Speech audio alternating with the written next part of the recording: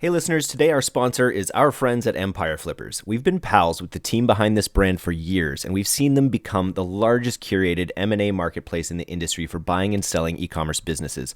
If you're the owner of a profitable e-commerce store and you have ever thought about selling your brand for a massive profit, there's never been a better time than right now.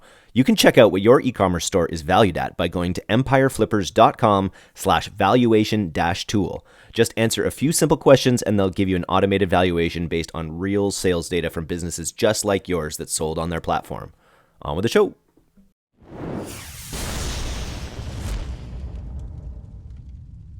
Hello, it's all killer, no filler. It's iOS 14.5 and I feel alive. It's Friday. And this week, the earth shifted under the world of performance marketing.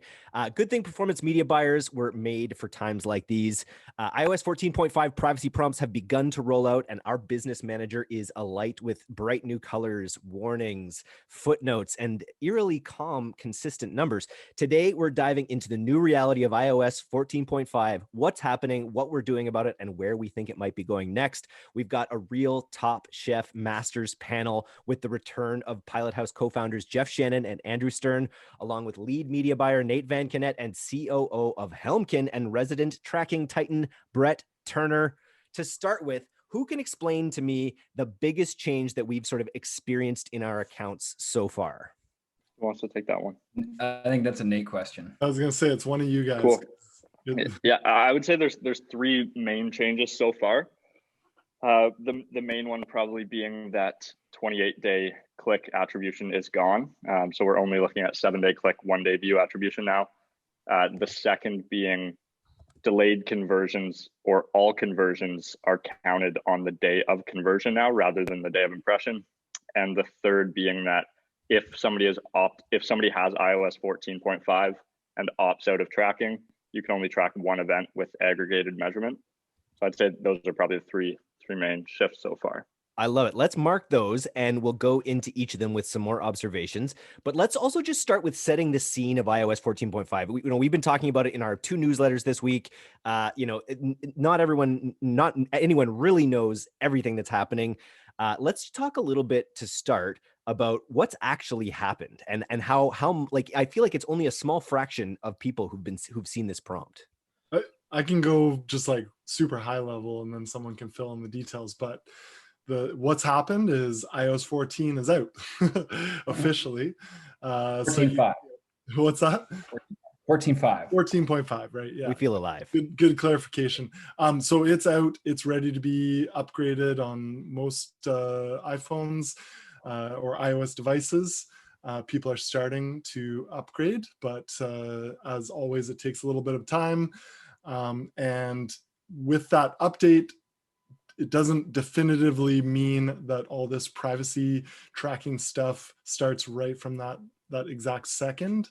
It just means that the OS is ready for it and individual applications can start complying and having the prompts enabled to comply with Apple's tracking guidelines. Have you guys been prompted yet? Yeah. Well, I was just about to. Oh, you have been prompted, Stern? Yeah, in a few apps, not Facebook, which I'm assuming is right. What our discussion today is really going to center around. But in multiple other apps, I've seen the prompt, and I've also seen some really crafty ways of kind of pre-prompting the prompt, which is convincing people to opt in rather than opt out. Prompt wars. Yeah, exactly. So it's kind of cool. Where it sits right now, I mean, Facebook said they're going to roll it out over the next 3 to 4 weeks in stages, I think, right? Yeah. And so I wonder, like, it's a small percentage of people that have actually received this prompt so far, you'd think. In Facebook, yes. And that's been the big key for us too, is everybody it kind of came in 2 waves, right? There was when iOS 14 was first released, everybody thought the world was going to end on that day. Everything was fine. And then there was 14.5 and we're kind of seeing the same thing. And what's really happening is it looks like they're doing a really good job just staggering the adoption of whether actually downloading the app or opting into the prompt. Like we have a bunch of different segments in our audiences, and we're finding in the senior audiences, the 65 plus type of grouping, where not only are they going to be a little bit slower in downloading the app, downloading iOS 14 and actually updating it, but then there's going to be that added on layer of Facebook trying to stagger it out, where we're only really seeing like a 2 to 3% adoption of iOS 14.5 and people opting into the prompts. So we have certain cases where it's totally almost unaffected. And I think that's, I mean, obviously can't speak for them, but I'll bet you that's very intentional by Facebook. So they're able to roll out these changes and adjust their algorithm accordingly by slowly accounting for and seeing what these small echelons of people do that are opted in, adjust things, roll it out to more people, and go from there. It's been pretty interesting to see how they actually go about doing it. And it's so far, I mean, I can't speak for all of us, but I think they're doing a good job in not rocking the boat so aggressively where everything is just burning. I think we just don't, because of that, like Brett was saying, like if you look in your Google Analytics, and I'm sure we'll talk about it later, but you can see, how much of your traffic is actually on 4.5 or 14.5 versus lower. And I just don't think we've seen it yet. I don't think anything's really happened other than Facebook launching the new tools within Ads Manager and the new settings within Ads Manager. I don't think we've actually seen the full impact of this yet at all. Now, whether that's good or bad is to be determined, but I just think that's where we sit. I think that's smart. It's like shock and awe right now. We see there are differences. We're getting primed that there are going to be differences. But as far as I understand it and hearing the company report, there hasn't been a massive discrepancy or loss in performance in our ads. Would you agree with that, Nate? Yeah, 100%. Yeah, I would say things are overall looking pretty stable. It's different, and in a lot of cases, performance even looks better, but you do need to take that with a grain of salt, because it is the case that you're also seeing conversions that, came from clicks that you drove in previous days now, whereas before those would have been, backlogged and attributed to the day of click. And so it's a little bit iffy there, but overall everything's been pretty stable.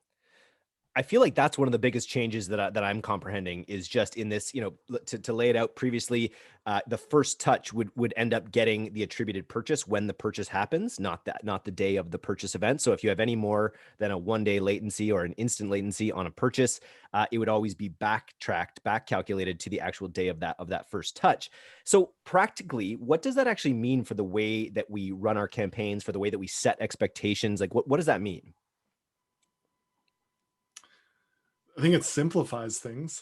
I think that's probably the first part. It simplifies things in a sense that, we as an agency and our marketing tactics really still need to put a higher weight on top of funnel activity on that kind of those early stages in order to get the signals properly. It doesn't mean that the other stuff's not important. Doesn't mean we're going to stop the other stuff, but it means that in order to really know what the right moves are to be made, we're going to be looking a little more heavily at the prospecting, at the top of funnel activity. I also think it kind of forces people to look on a more, although 28 days gone and it's only 7, on a more long-term basis than just like 1-day results, because you're seeing purchases come in that you may have, driven that click in previous days, and you're seeing this inflated performance. You might actually let a campaign run that really actually might only have 1 purchase, but it says it has 3 purchases today and it looks better. So you might actually let that run, and that honestly could be beneficial for a lot of accounts, for a lot of people that, have trigger finger and pause something because it's been kind of slow today, but over the course of a week, it's actually been solid, and you're probably better off letting it run. The one thing to note there is that I do believe, based on what we've seen, rules are still firing based off what's actually happening today. So if in theory your campaign actually has 1 purchase and you have, a rule that says pause it if it has less than 2 purchases at noon, if it actually has 1 purchase but it says it has 3 because it's got a couple delayed, it'll still pause that campaign. If that makes sense. So it's not taking the latent conversions into account? Correct. Got it. From what I've seen so far. I've kind of seen the same thing, Nate, and I think that's actually, as far as like what Facebook's actively working on right now, like what's mostly happening on the optimization front is, like I said, there's actually not a huge amount of iOS 14.5 opted-in prompts rolled out, but that data attribution and modeling side of things, they seem to be messing with very, very aggressively. Like we've seen day-to-day shifts where we're seeing over-reporting to as much as 2x, and then under-reporting where we're seeing half the conversions, and that's sometimes fluctuating as much as day to day. What I found really interesting is that the fluctuations and predictions that Facebook are making are actually happening almost exclusively on e-commerce accounts. What I think is happening there, and they've intentionally kind of laid this whole thing out as a black box as far as how they're going to predict these conversions. But I think they're using ratios of your respective add to carts and page views to kind of project those future values. So they see a certain ratio of add to carts, and they're going to project purchases on that. And I think they're kind of trying to mess with that needle right now and figure out. This is the conversion modeling you're speaking of. That's the thing that showed up in a in a sub prompt or in a footnote on every one of the numbers in the account that basically says we're now relying on conversion modeling. I think that's what's on everyone's mind is like, what is conversion modeling? Yeah, so I go a little bit deeper into that just as with a little bit of a more technical understanding there. So basically with AT, the big thing with ATT is the whole goal there is to anonymize the data. So a Facebook media buyer cannot look at a conversion and say, this is John Doe. You can't make that connection. Just to clarify, sorry, that's AEM, right? Like, sorry, AEM, Facebook's version of ATT, which is Apple's. And just clarify for people what that, that's just what we're calling it. ATT is the Apple tracking, like privacy policy, like the prompt, all that stuff. But AEM is where they're anonymizing the data. That's the actual system behind it. Yeah, which I think you're getting into here, which is great. Well, ATT actually has a system in itself, but from what I understand, what happened, Apple has this whole protocol and this system that you have to abide by. Facebook worked with them to build AEM, which complies to ATT. And it's effectively, AEM is effectively Facebook's ATT. Right. But yeah, there's essentially two goals that they're trying to anonymize the data so you can't make a connection directly to the person. And they're trying to minimize how much of that data we see, but still having it lead to value. So the way that they're anonymizing the data is they're having it delayed. So if a user comes in under iOS 14, they fire a purchase conversion. What Facebook is actually going to be doing is delaying that an arbitrary number anywhere between 24 and 48 hours before it actually fires back into the system. Now, through doing that, that means you can't look at Facebook, see ad set A has one purchase. I got a purchase around this same time of day. I look in my CRM, that's John Doe. You can't actually say John Doe was targeted that likes pets and make that conversion. Because they stagger that time frame, it basically removes your ability to have direct insight into the data. Now, that being said, because they anonymize the data, you obviously don't have real-time insight into when those conversions are actually firing. So they use data modeling on Facebook's front end by using, again, they're very black box about it, but whether that's add to carts, whether that's clicks, they use essentially a machine learning algorithm to take the previous metrics that would normally lead to a purchase and try to model that so you can make real-time decisions based off data that they think should be there in relative real time. And then you'll see the purchase on when it actually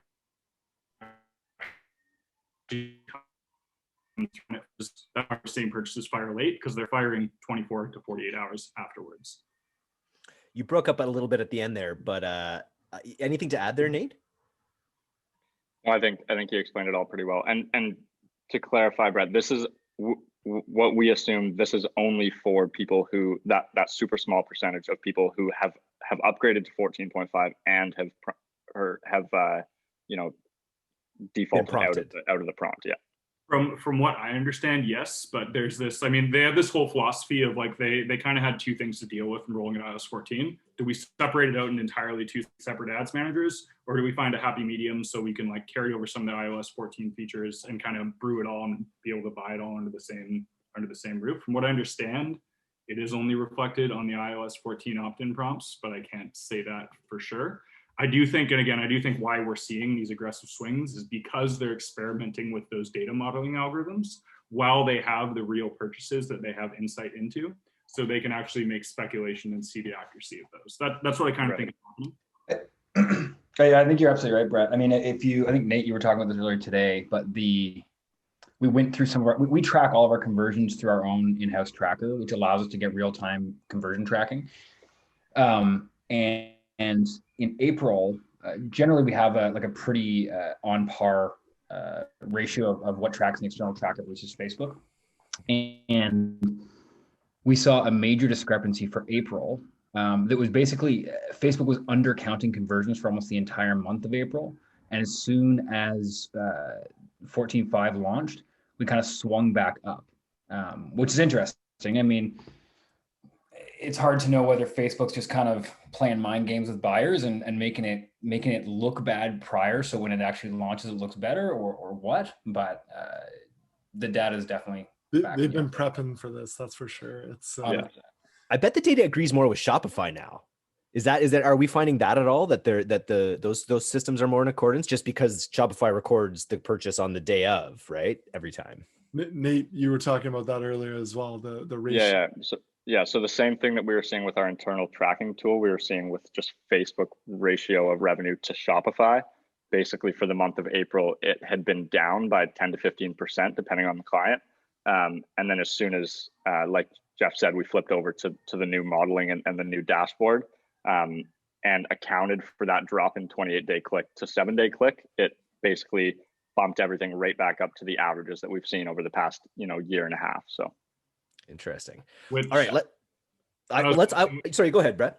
I was gonna say, which leads to a very important caveat, just to anybody listening. One of the biggest takeaways with iOS 14, if you haven't done it yet, find an effective way to model your data externally, whether that's passing UTMs and having a really solid naming structure in Shopify, working with an external platform, but make sure you have a way to see your data and down to the Facebook campaign ad set and ad level. That's not just Facebook ads, because between what we're seeing now, whatever the hell might happen in 2 weeks, you're not going to be able to trust that data. It's going to be close and Facebook's going to do their best, but just due to the nature of what's happening, you're never going to have real-time insight into how your campaigns are performing. Yeah, this is why we backdated so much data and built out so many spreadsheets in just getting ready for this, because we knew there'd be shifts in the way we'd be able to see things, and we wanted to be able to compare to historical, which was super important. There's a lot of agencies that I'm sure do run, a lot of brands that run with Facebook as at least, maybe not the source of truth, but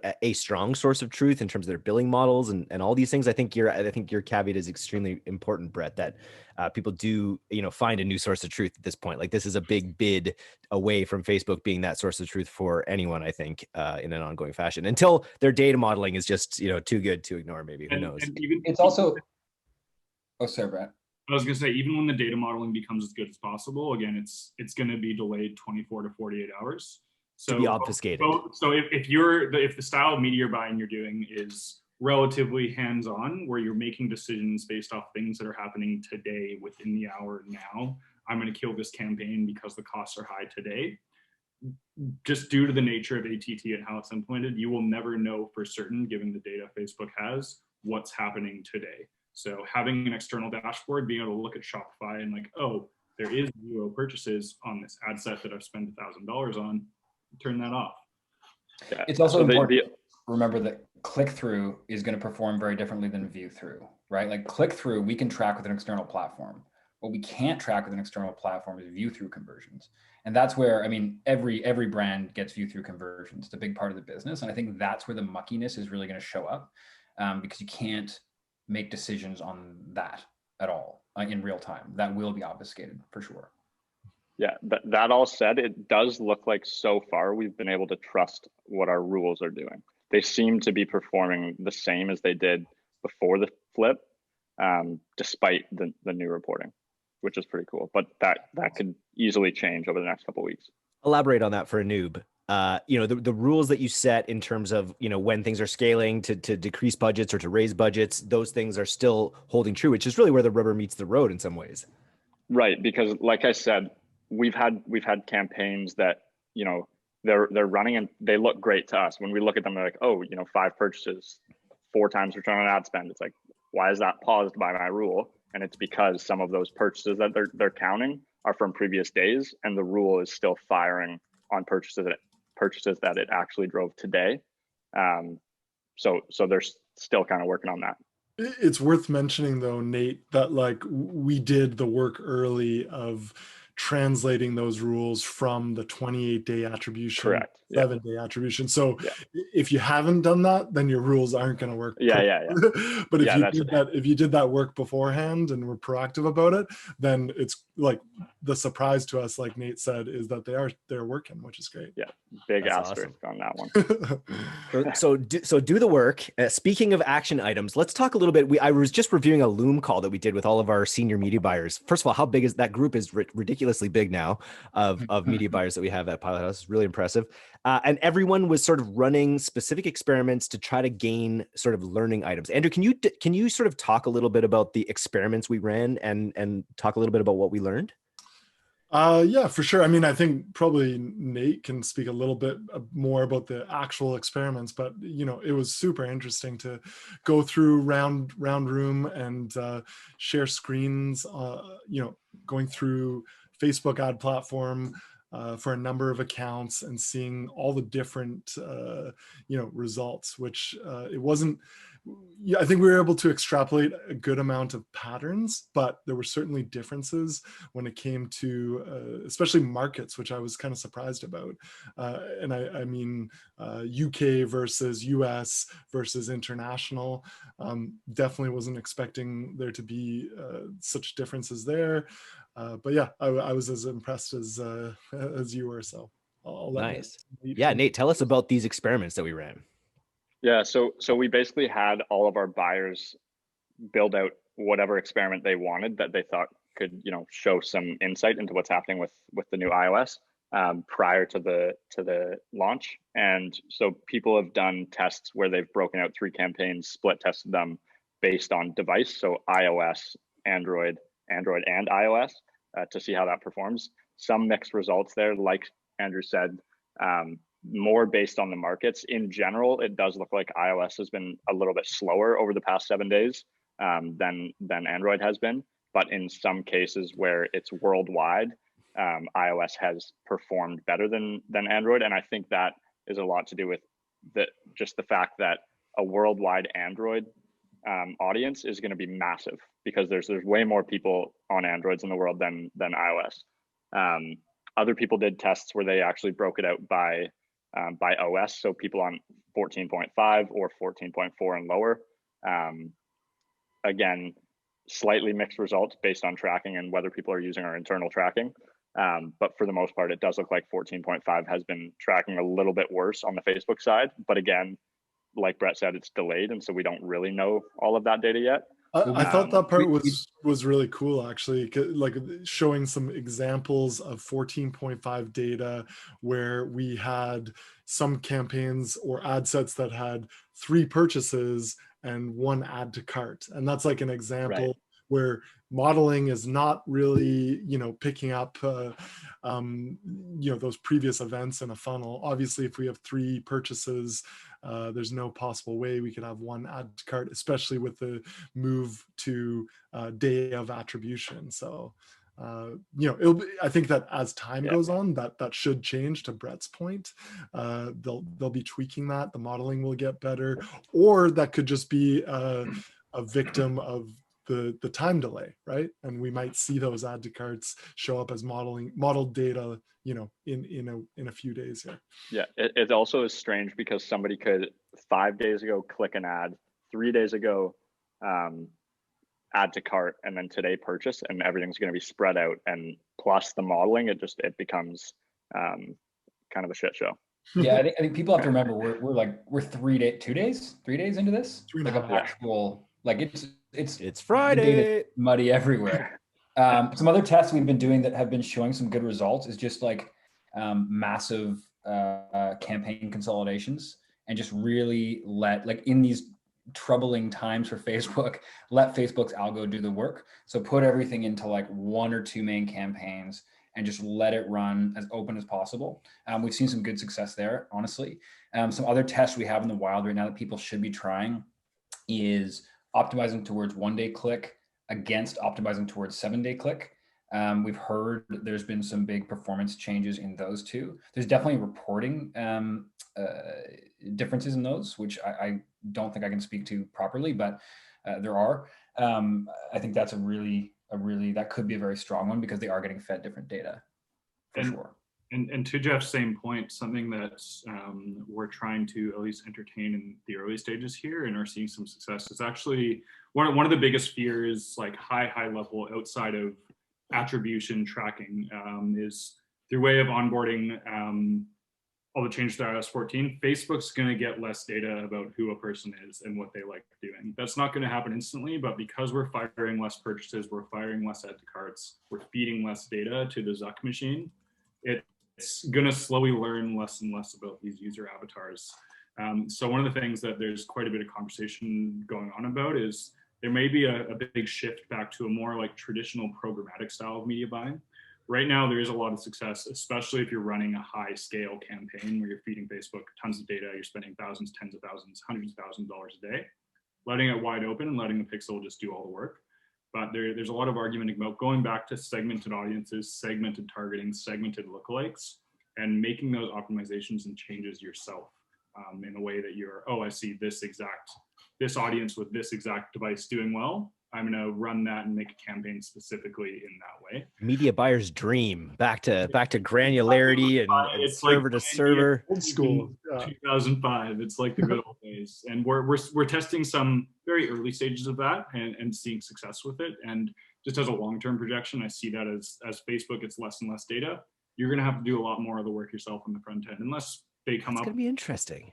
I think the theme here is like, this is the time for testing, right? Yeah. It's not the time for completely overhauling your tactics and your strategy, but it is time to have a disciplined budget for testing and seeing what other opportunities there are to exploit in a way or take advantage of. And if you're not doing that, then you're not being proactive about it, and it's going to need some time. So what works today may not work in a week, may not work in a week after, but if you're just kind of sitting on your hands waiting and letting Facebook's algorithm do all the work, that isn't a bad thing, but it's a missed opportunity. And so I think I agree. I think consolidation is great. I think segmentation is great. I think little micro tests to kind of see audience adoption, to see CPMs, to see all these indicators like on an ongoing basis. Like that's the work that needs to be done in order to position yourself correctly. And that was really well said, Andrew. I think let's not forget that creative is really the biggest lever we have, and that's not going to change. Whether it's old school media buying tactics, new school media buying tactics, are all data-based, you still need to have fucking awesome creative. Thumb-stopping creative. Exactly. And a great post-click experience. Cool. Yeah, and if you can find those angles that speak to a broader audience, if you're reliant on a super specific audience, it's going to be tougher for you, right? I think because as those targeting things disappear, it becomes harder. So think about how to appeal your product to a larger audience, really.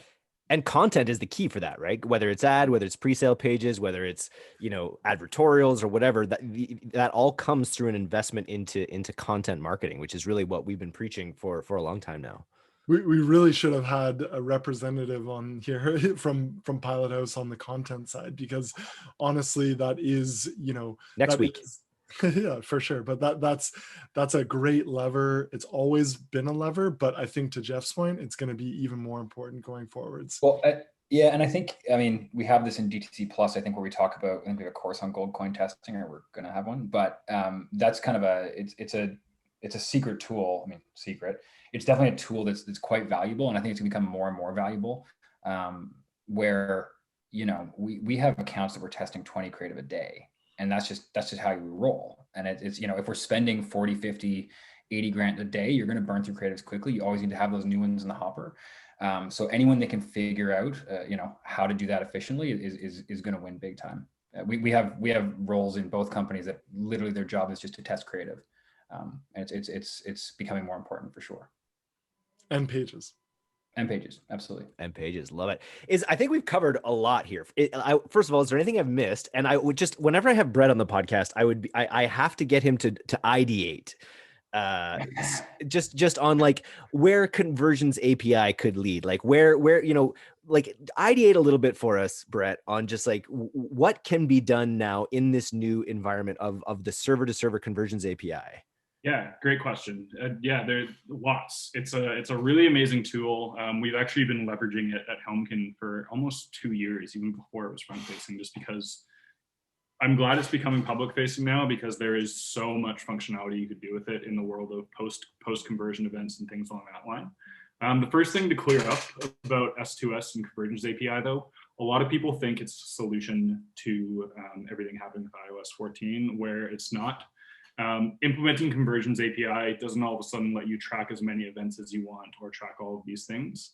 The Conversion API events are treated the exact same way as Pixel events are with respect to how they're received and how they're prioritized. It's just another way for you to consistently get Facebook that data.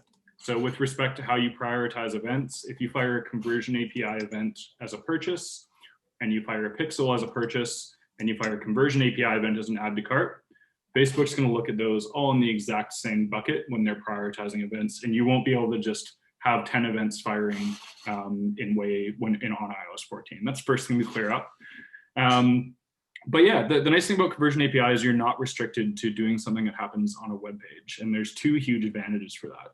One, if there's anything that happens with the Pixel, whether there's a browser that's blocking it, whether there's something with Safari that's not letting it fire through, you have the ability to effectively force that happening. So you're able to overstep any redundancy that the browser or other variables might be stopping you from passing that event to Facebook. That's the first thing. And the really cool thing about that I know most people don't understand is Facebook is able to scrub duplicates, and it's built into the system to have Conversion API and Facebook pixels run alongside each other. So if you can, fire a pixel on your purchase and fire a Conversion API purchase at the same time. They won't double up. Facebook will realize that those events happened at the same time, and it will treat them as one event, and we'll just have it there as redundancy. It's a really good tool to have, especially moving forward into the world of everybody trying to not let themselves get tracked. It's a good way to make sure that you're doing that and not putting yourself at the mercy of the browser or any other variables that the user might be doing to stop that from happening. The other really, really cool thing about Conversion API, again, you could track things that happen after the click. So I'm mostly in the lead generation world. On the lead generation side of things, a lead means nothing as far as value goes. What really matters is if that lead was followed up with and whatever your respective services closes that sale. You can't make that happen on Facebook. You can't fire a pixel on a call center person pushing a button on the phone. But what you can do is trigger a Conversion API event to happen with the data that you pass through into their CRM. So it's an exciting tool as it is for tracking those downstream events. What's even cooler, and something that we're running to a lot on the lead generation side, as well as just a high-level iOS 14 thing to consider, events that happen within Facebook's specific tools do not count as one of your tracked events. So things like Facebook lead forms, Facebook chatbot events, anything that happens within the Facebook browser. Eventually, again, I'm not immersed in the e-commerce world, but I know there is a Facebook shopping platform within the actual Facebook dashboard itself. Anything happens within those events, Facebook can do whatever they want with that data because it's all within their native browser. They're not tracking external events. So in the case that you're, for example, let's say you're collecting a lead form, fire that lead form conversion, and then afterwards fire a Conversion API event for a user answered the phone. And those will both track in the sake of an iOS 14 user, because the event on Facebook actually wasn't a outside tracked user event. That's that actual pixel Conversion API event you track will track alongside the lead form firing. So it's kind of a really easy way to hack around getting more user data if you're able to accommodate a user flow like that. Nice. Super interesting. Just to add like a little bit of the e-com side to that, I think the exact same idea as what you're talking about in terms of those later events.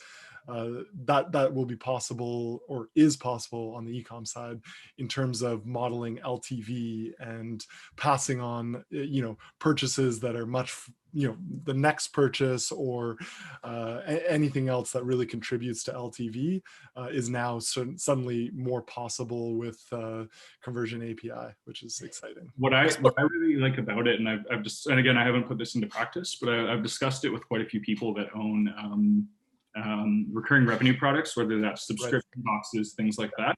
So right now, the only way to really track it, somebody signs up, sure, they fire a conversion, maybe they check in for their 3 months, you fire a conversion on that. But if you're able to leverage Conversion API properly, and again, how it integrates to iOS 14, it's a little bit touchy, but you could effectively update the value for a certain user every time they stay on for another month. So a person who's been in your subscription box for 2 years, you would have their purchase value be $5,000 and build lookalikes off that respective data. And you're firing that all back using the Conversion API. You can also do this with offline conversions, but by just constantly updating that user and feeding back that so important post-conversion data. Subscription box owners, take note on that tip as right well, there. As well as you can scale harder and faster than you might have thought you can, because you know that lifetime value is a lot higher than what you knew before. Absolutely. It just gives you that data that gives you the confidence to spend into it. That's really cool. Can we think of any other applications of the Conversion API, like any for e-commerce specifically, for actions that don't take place on a website? I'm trying to think of things ambassador related or SMS. Say again? I'm sure you can figure out a way to do SMS. People who answer SMSs, for instance, or yeah, good point, I guess. But if they opt into something on your SMS list or something, you can track that. So yeah, like that's a good example, Jeff. If somebody like, if you have a hook that's enter your phone number here to subscribe to our 10% off, blah blah blah, whatever. You grab their phone number, you SMS them back. Even if they do a purchase that doesn't happen in their browser, if they go to an external app or something, somewhere where you're not able to fire that pixel, you're going to be able to pass that data back. All you need is without getting too technical, the click ID or their email or their phone number, and you're going to be able to do with a certain level of confidence, tie that back to that click that originally came from, or even that view. The other thing, sorry, just to interrupt, like I'm sure that translates enormously to retail, right? Like, bringing all of that conversion data, that revenue data, tying it back to customers. And there's some tools for that now using offline conversions, where you could, for example, like there's some POS systems that have systems set up that'll upload into offline conversions and try to attribute the data. But the nice thing about Conversion API is it's real time and it happens instantly, and you could see instant reflections of your data showing up in your campaigns. And yeah, and the other thing I forgot to mention that most people don't think is the case, with Conversion API, most people use the Facebook click ID to match the person through, which is passed in the URL. To get that ID, you do obviously need the person to click the ad, but you can actually attribute view through conversions with Conversion API, but you have to use user model or user data. Now, the Conversion API, you can pass a whole bunch of different fields into: click ID, person's name, the person's birth date, their address, their phone number, all of these things. Most people just pass the click ID because it's easy. It's 100% match rate. It's a very easy way to set it up. But if you are setting up Conversion API and you have the option to pass in any additional information about the user you have, make sure that's in there for redundancy, because it will give you the possibility of attributing view through conversions. This is gotta be the most gloriously geeky media buying podcast ever recorded. I think there's not a lot of people putting out content like this. And if you're listening to this point, and you're still with us, then we're crack a beer too, because we're happy to have you among us as we head into this brave new world of iOS 14.5. Is there anything that we haven't mentioned? Any parting words? I know we're going to be putting out content on the newsletter, direct-to-consumer.co, sort of week in, week out, as we run these tests, as we find new learnings. You're going to hear about it on our free newsletter, so make sure you go to subscribe to that. Anyone with any final words for the All Killer No Filler audience? I would just say, and I don't think I mentioned it earlier, but it's now really important to hit the metrics that you need to hit on the day. Whereas before, say you have to hit a 2 ROAS, that's your goal in a month, is hitting a 2 ROAS. You might have been comfortable hitting a 1.7, on the day because you were confident that a 28-day window or a 7-day window or whatever it might have been would pick that up, with over the course of that window and bring you over that 2 mark. But now that's not the case because conversions fire on the day of conversion. What you get today is what your day is going to end up at. So it's really important to hit your metrics or hit your KPIs on the day. And then just overall, think about what's happening in Facebook when you're buying, the decisions you're making, scaling campaigns, pausing campaigns, whatever it might be. Think about what data is coming in and what's actually happening likely with that campaign before you make, any knee-jerk reactions. And to Nate's point, take that data now when you have it and understand it at the most intimate level possible, especially for agency owners and people working directly with clients. Like, those view-through conversions aren't going to go away. You're still driving that traffic and providing that value, but you're no longer going to be able to show a client, here it is in Facebook, the conversion that I generated you. You're going to have to be able to contextually understand your data and have that conversation where, hey, here's how view-through projections, here's what the percentage of traffic drive the percentage of view-through projections. You have these in Shopify. It's likely that that's how these were attributed. You need to be able to understand how your data is modeled and how your data is what the traffic you're driving is backing out for the user. Because it's not going to be here it is, pay us for this. It's going to be, here it is, let me explain to you why this is what it is. It's a ratio of this, it's a percentage of this. Here's how I modeled it from before. And like Nate said, your days are numbered to understand that and get that data. Use, like Nate said, you guys have been doing this for a long time, backing up the data, modeling it, understanding it. Start doing that now, because it will be too late very soon. I think also people, just like a really important thing to remember is that even Facebook doesn't know exactly what's going to happen here. So the only source of truth that you really have as a business owner or an agency for a business is you have Facebook spend and you have Shopify revenue. Those are truth. Everything in between is mud, right? And it might be accurate, it might not. So you can't rely heavily on that in between. You have to rely on those core metrics. So focus there. 100%. Nice. Nice. All right. Yeah. Anything else to cap us off with, Stern? Oh, I was just gonna say, I think that we're all feeling pretty positive about it. Like, just to mark it with a Friday note. We're excited about it still. I don't think it's this big scary thing, and I think that these are some great tools to navigate it. But we're ready to kind of see the next level and connect in a few weeks and see what's happened. And this is the mantra of performance marketers in a way, right? Like, and that's why, just like we've been through this time and time again, generation after generation, different rollouts. This is a big one. We have to admit, I think this is probably a big earth shaking moment, but there's no one in a better position than people who are listening to this podcast who have understood, what we're talking about right now, because they know that we're in that position to make these changes, do these tests, and be technically savvy enough to roll with this and not just set it and forget it, because that's where people might run into trouble. And also to even leverage some of these changes. There's going to be opportunities that come to actually leverage what's happening right now. The ad inventory is not diminishing. The ad inventory is not going away. That's like the big thing to me. Like usually when the sky's falling in the world of Facebook, it's industry specific, it's your account specific, it's agency specific, it's client specific. This is happening to everybody, and the playing field is an auction. The price is determined by demand, and we're all fighting against the same beast here. If people can't be as profitable, people will stop buying traffic and the CPMs will lower. It's an auction, to your point, Nate. Understand when you're buying ads, what's happening at a fundamental level. You're buying ads from an auction, you're competing with a bunch of people. If the data's not there, the traffic's going to become less valuable, it'll self-adjust. That'll happen over time as the data comes back and the auction stabilizes, but we're all on the same playing field. Like everybody's fighting against. If you have a slight edge to either weather the storm in having understanding of that, or can take that knowledge and use all these things to kind of get that one up, it could be a huge potential for opportunity. If there's one truth, it's that Zuck is going to get his ad revenue. I like it. The man And if you want to stay on the cutting edge of all this, you got to subscribe at directtoconsumer.co. You got to slam the 5-star rating button on this podcast so you get it out to your friends and peers. And you got to take a look at d2cplus.co, which is our membership community where you're getting access to thought leaders like we have brought on the podcast today. You're getting your questions answered. You're getting monthly workshops like we just did with our Amazon workshop. Lots of other exciting things happening on d2cplus.co. What a fun crew. Thanks, guys. This was a really great podcast. I hope it helps some people out there. And we're going to be doing these on the reg. We got to be doing a once a month iOS 14.5 I'm Feeling Alive podcast.